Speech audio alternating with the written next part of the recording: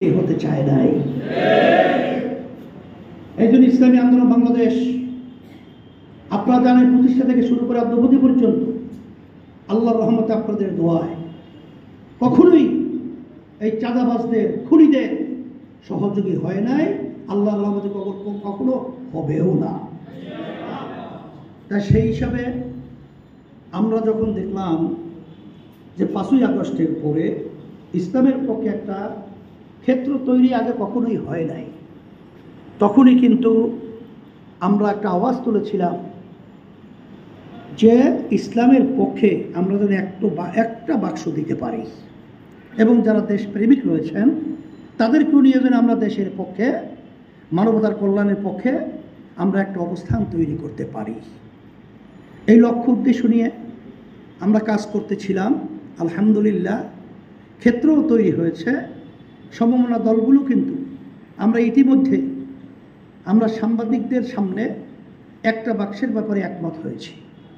আপনারা দেখেছেন মাঝখানে হয়তো বা কে বা কারা বিভিন্নমুখী কথা বলছে, কেন বলছে এখনো এটা আমার বুঝে আসে না, বোধগম্য আমার হয় নাই। এটা আমরা দেখব কেন বলছে, স্বার্থটা কি। এরপরে আপনারা জানেন পিআর পদ্ধতি, এটা কিন্তু আজকে আমরা নতুন দাবি করি নাই, এটা কিন্তু আমরা মহাসমাবেশ 2013 তখন আমরা সমাবেশ থেকে কিন্তু পিআর পদ্ধতির কথা আমরা ঘোষণা করেছিলাম। কেন? আমরা এই দেশকে ভালোবাসি, দেশের মানুষকে ভালোবাসি, ইসলামকে ভালোবাসি। তা এখানে আমরা যেই পদ্ধতিতে 53 বছরে নির্বাচন হয়েছে আমরা দেখেছি যে 30-35% ভোট পাইয়া তারা সরকার পরিচালনা করছে, দেশ পরিচালনা করেছে। তাইলে 35 বা 40% ভোট নিয়ে বা তাদের মতামত নিয়ে যদি দেশ পরিচালনা করে, তাইলে বাহিরে এই মতামতে রয়ে গেল 60-65-70% মানুষ, তারা কিন্তু এই সরকারের পক্ষে মতামত দেয় নাই। তাহলে এক কথায় বেশিরভাগ মানুষেরই এই সরকার না, যার কারণে এই সরকার যখন দেশ পরিচালনা করে, সিদ্ধান্ত গ্রহণ করে, তখনই কিন্তু রাস্তার ভিতরে বিভিন্ন ধরনের আপনার মিছিল, মিটিং এবং বিভিন্ন সময় হরতাল সহ বিভিন্ন অরাজকতা চলতে থাকে কি থাকে না?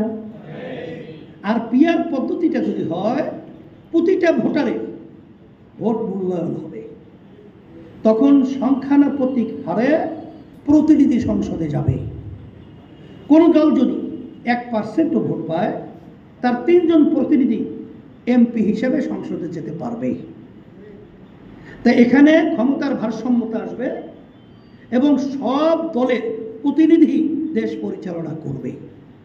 আর যখন সব দলের মানুষ দেশ পরিচালনা করবে, তখন তো অরাজকতা বাহিরে থাকার কথা না, তখন দেশটার ভিতরে একটা ভারসাম্যতা তৈরি হবে।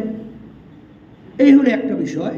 আর একটা বিষয় হলো বর্তমানে যে আমরা নির্বাচনের কথা আলোচনা করছি, আগে যেটা আমরা দেখেছি, এর মাধ্যমে 200 সিট অথবা কম বেশি সিট এমপি তারা পাওয়ার পরে সংবিধান পর্যন্ত পরিবর্তনের ক্ষমতা তাদের এসে যায়।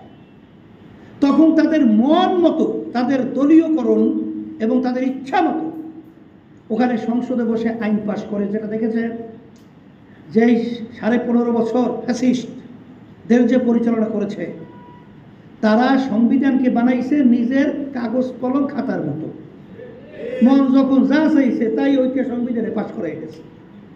ওদিকে কিন্তু দেশের 12টা বাজুক আর জনগণ যাই জাহান নামে যাক, এ কোনো খবর তো তাদের ছিল না। বরঞ্চ আমাদের পাশের রাষ্ট্র ভারত কি বিভিন্ন অংশে তারা খুশি করেছে। এই কথা বাস্তব কি অবাস্তব?